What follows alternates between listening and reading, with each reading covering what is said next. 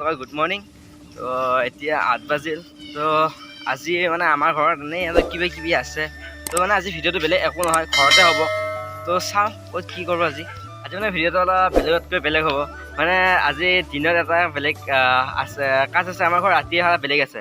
তো কি কাজ হ'ব সকলোৱে গম পাব। তো এইফালে আছে আমাৰ ফুলো, তো এইফালে নুপুৰ, সিপুৰা মোবাইল টিপি আছে, আৰু এইফালে এই নিশান্ত ভাই ফুল ছিঙি আছে। সেই মানে সকলো আহি আছোঁ কিবা নিবলৈ। তো মই এইটো এইফালে নুপুৰ আৰু সেইফালে নিশান্ত। BMW DX-খন মই চলাইছোঁ, এইখন নুপুৰে চলাইছে, মানে মোৰ নতুন BMWখন, আৰু সেইখন নিশান্তই চলাইছে। তো আমি এতিয়া যাই আছোঁ চকৰ পৰা আহি পালোঁ।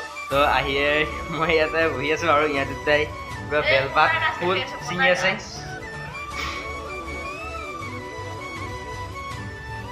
এতিয়া পূৰা বাজিল 12টা। তো আমাৰ ঘৰত এখন মানে আজি মিটিং আছে। মানে বৰুতাই দুখন কিতাপ লিখিছে, তাৰে আজি উন্মোচন হ'ব। মানে দুখন কবিতা কিতাপ লিখিছে আৰু। তো তাৰে আজি উন্মোচন আছে। তো তাৰে মিটিঙত যাওঁ। মানে এতিয়া বাহিৰত ওলাই আহিছোঁ বাৰু, কাৰণ তাৰ মিটিং হৈ আছে, গতিকে তাতে কথা ক'লে ইমান ভাল নালাগেতো, সেইকাৰণে বাহিৰত ওলাই আহিছোঁ। তো আপোনালোকো দেখুৱাওঁ কি হৈ আছে তাতে মিটিঙত। তো এইফালে অলকা দেৱী বাইদেৱে নিজৰ বক্তব্য দি আছে মিটিঙত অহা সকলোবোৰ জ্যেষ্ঠ ব্যক্তিয়ে নিজৰ ভাষণ দিয়াৰ পাছত এতিয়া প্ৰথম কিতাপখন উন্মোচন হৈ আছে। এতিয়া বৰ্তমান উন্মোচন হৈ থকা কিতাপখনৰ নাম হৈছে মোচনা। আপোনালোকক মই বাৰু লাষ্টত দেখুৱাম কিতাপ দুখন কি উন্মোচন হ'ল, ভালদৰে দেখুৱাম। প্ৰথম কিতাপখন উন্মোচন হোৱাৰ পাছত এতিয়া পুনৰ চাহ চিনাকি পৰ্ব আৰম্ভ হৈছে। তো বাইদেৱে দেৱডেকা ছাৰ এখন ফুটাম গামোচাৰে আদৰণি জনাইছে। তো এতিয়াও পূৰা মিটিং চলি আছে। তো এইফালে এজন জ্যেষ্ঠ ব্যক্তিয়ে ভাষণ দি আছে, আৰু এইফালে সকলোৱে শুনি আছে। আৰু এইফালে মিটিং চলি আছে, আৰু এইফালে এইকেইটা পূৰা খাৱাত লাগি আছে, একদম পূৰা খাৱাত লাগি আছে, পূৰা খাই আছে সিহঁতে। তো এতিয়া পুনৰ 2 নম্বৰ কিতাপখন উন্মোচন হ'ল। তো এই কিতাপখনৰ নাম হৈছে শুৱাগুৰি। তো এই কিতাপ দুখনৰ বিষয়ে মই বাৰু ক'ম অলপ পাছত, মানে কিতাপ দুখন কি কিতাপ মানে লিখিছে বৰুতাই। তো সেই কিতাপ দুখনৰ মাজত কি আছে সকলোবোৰ ক'ম অলপ পাছত। তো আপোনালোকৰ ভিডিঅ'টো চাই থাকক। এতিয়া 2খন কিতাপ উন্মোচন হৈ গ'ল। তো বৰুতাই কিতাপ দুখন লিখাৰ কাৰণে সকলোৱে সম্ভাষণ জনাইছে। আৰু এইফালে বৌ, কমলকা, বৰ্মা, নুপুৰ, নিশান্ত চব বহি আছে আৰু ভাষণ শুনি আছে।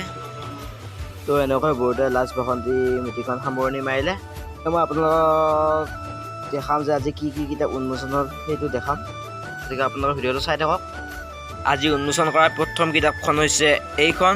তো এইখনৰ নাম মই আগতে কৈছোঁ। তো এইখনৰ নাম হৈছে মোচনা। তো ইয়াৰে বেটুপাত হৈছে এইটো। তো এইখন লিখিছে আমাৰ বৰুতা, মানে বৰুতাৰ নাম হৈছে কুলেন শৰ্মা। তো এইখন দায়ী সাহিত্য সভাৰ দ্বাৰা প্ৰকাশ কৰা হৈছে। তো এইখনৰ ভিতৰত দেখাই দিছোঁ কি আছে। তো কৈ দিওঁ, এই কিতাপখন বৰুতাই বিভিন্ন ধৰণৰ গীত লিখিছে। তো ইয়াৰ ভিতৰত চাওঁ, ইয়াতে তেওঁ কোনে প্ৰকাশ কৰিছে, অৰিহণা কি সকলোবোৰ আছে, মই কৈ দিম বাৰু। তো এইখন তেওঁৰ মোচনা গীতৰ কিতাপখন তেওঁ দায়ী সাহিত্য সভাৰ দ্বাৰা প্ৰকাশ কৰিছে। তো মে' মাহতে প্ৰকাশ পাইছে, মোৰ ভিডিঅ'টো বাৰু অলপ দেৰি হ'ব পাৰে। তো এইখন সম্পাদন কৰিছে প্ৰদীপ চন্দ্ৰ মেধি।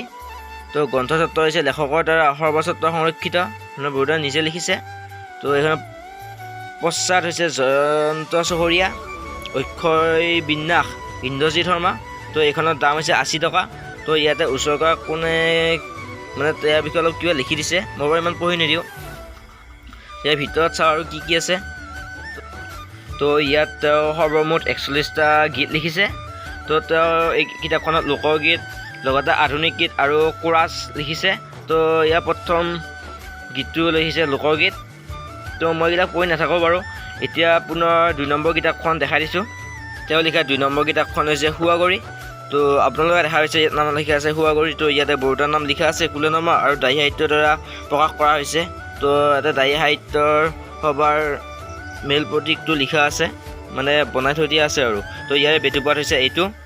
তো তেওঁ এই কিতাপখনত বিভিন্ন ধৰণৰ কবিতা লিখিছে। লগতে তেওঁ এই কিতাপখনো এই মে' মাহতে প্ৰকাশ কৰিছে, আৰু এইখনৰ দাম হৈছে 80 টকা। তেওঁ উচৰ্গাত ইয়াত লিখিছে। তই ভিতৰখন চাওঁ, ইয়াতে কি কবিতা লিখিছে সকলো গম পাওঁ। এইটো হৈছে লাষ্ট বেটুপাতটো। তো ইয়াতে তেওঁ নিজৰ বিষয়ে মানে নিজৰ পৰিচয়টো দিছে। তো ইয়াতে তেওঁ প্ৰথমতে লিখা আছে নিজৰ নামটো, মানে দেখা পাইছে আপোনালোকে কুলেন শৰ্মা তেওঁৰ নিজৰ নাম।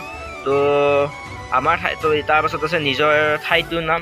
তো আমাৰ ঠাইখিনি হৈছে জলজলি, গাঁও হৈছে কামেইপাৰা, আৰু তেওঁ জন্ম হৈছিল ইংৰাজী 1959 চনত, আৰু তেওঁ শিক্ষা আৰম্ভ কৰিছিল 1964 চনৰ পৰা, আৰু তেওঁ দাহি মজলীয়া স্কুলৰ পৰা মাধ্যমিক শিক্ষা লাভ কৰে, আৰু লগতে দাহি হাইস্কুলত হাইস্কুলীয়া শিক্ষাটো গ্ৰহণ কৰে, আৰু লগতে তেওঁ অখিল ভাৰতীয় সংগীত মহাবিদ্যালয়ৰ পৰা সংগীত শিক্ষাও লাভ কৰে।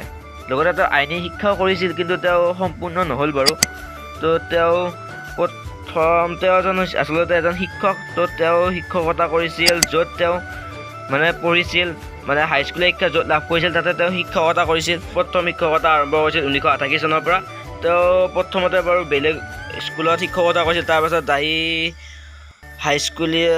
হাইস্কুললৈ আহে, য'ত তেওঁ পঢ়িছিল মানে তাতে শিক্ষকতা আৰম্ভ কৰে। তেওঁ দাহি সাহিত্য সভাতো বিভিন্ন ধৰণৰ বাবে জড়িত, মানে তেওঁ সৰুৰে পৰাই বিভিন্ন সাংস্কৃতিক দিশত তেওঁ জড়িত আছিল। তেওঁ বিভিন্ন মঞ্চত সংগীত, নাট, ভাৱৰীয়া, ব্যাসৰজা আদি বিভিন্ন ধৰণৰ কলাকৃষ্টি প্ৰদৰ্শন কৰিছিল। তেওঁ দৰঙী কলাকৃষ্টিটো তেওঁ বিভিন্ন ধৰণৰ কলাকৃষ্টি প্ৰদৰ্শন কৰিছে। তো তেওঁ শিক্ষকতা কৰাৰ লগতে এই সকলোবোৰৰ লগত জড়িত হৈ তেওঁ এই কিতাপ দুখন উন্মোচন কৰিলে। তেওঁৰ শিক্ষকতা শেষ হৈছিল 2019 চনত। তো তেওঁৰ প্ৰথম কিতাপখন হৈছে মূৰ্ছনা, আপোনালোকক মই দেখাই দিছোঁ। তো দ্বিতীয় কিতাপখন হৈছে এইখন সুৱাগৰি। তো তেওঁ শিক্ষকতা কৰাৰ লগতে, যিহেতু তেওঁ শিক্ষক আছিল, তো তেওঁ শিক্ষকতা কৰাৰ লগতে বিভিন্ন ধৰণৰ গীতৰ লগতে কবিতা বাদ্যযন্ত্ৰসকলতো জড়িত। তো তেওঁ এই শিক্ষকতা কৰাৰ পাছত আজৰি সময়খিনিত তেওঁ এই দুখন কিতাপ লিখিলে। তেওঁ আজৰি সময়ত এই দুখন কিতাপ লিখাৰ কাৰণে আমি সকলোৱে তেওঁক শুভেচ্ছা জ্ঞাপন কৰিছোঁ। আশা কৰোঁ তেওঁ আগলৈ আৰু ভাল ভাল কিতাপ লিখি যাব। এই কিতাপখনৰ বিষয়ে ক'ব লগা এইখিনিয়ে আছিল।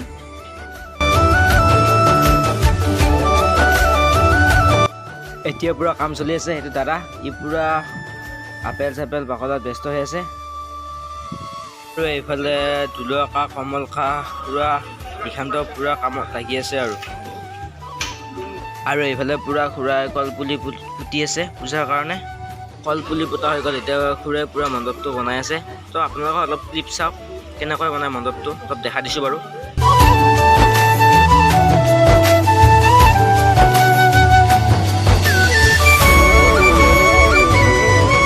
ফাইনেলি মণ্ডপটো বনোৱা হৈ গ'ল। তো এইফালে মই পূৰা কামত লাগি আছোঁ। তো এইফালে ঘৰৰ পৰাতো বহি আছে, সকলোৱে কিবা কৰিছে। নিশান্ত পূৰা দাঁত উচলি হাঁহি আছে। তো এইখিনিয়ে আৰু, এইটো মই পূৰা কামত ব্যস্ত।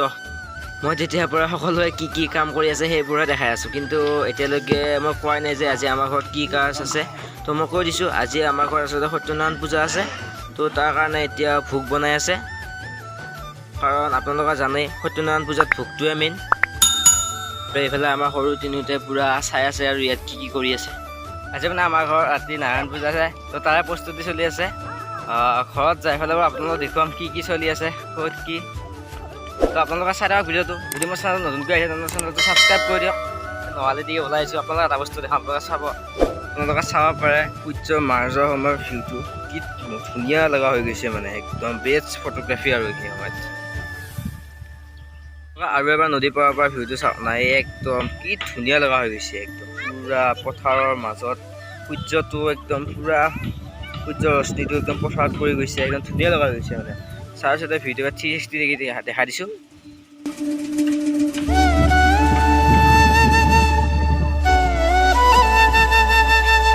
এতিয়া নদীৰ পাৰ পালোঁ আহি, খোজকাঢ়ি আহি।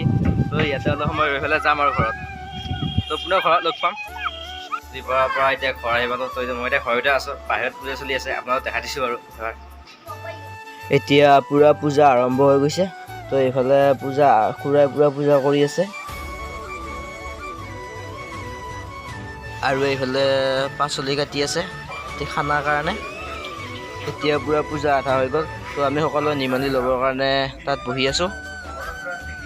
আমাৰ সেৱা লোৱাও হৈ গ'ল, আৰু লাহে লাহে মানুহবোৰ আহিব ধৰিছে, আৰু হ'ব আৰু লাহে লাহে মানুহবোৰ। তো এইফালে সকলোবোৰ বহি আছে। আৰু এতিয়া গাজি প্ৰসাদবোৰো হৈ গ'ল। তো গাজি প্ৰসাদ দিব লাগিব, সেইকাৰণে অলপ টাইম কেমেৰাটো অফ কৰিছোঁ বাৰু। তো গাইজ নেক্সট এতিয়া পুনৰ ভিডিঅ' আৰম্ভ কৰিছোঁ। মানে যোৱাকালি একদম কাম চাম কৰাৰ পাছত একদম ভাগৰি গৈছিলোঁ, তো সেইকাৰণে ভিডিঅ'টো শেষ কৰিব নোৱাৰিলোঁ।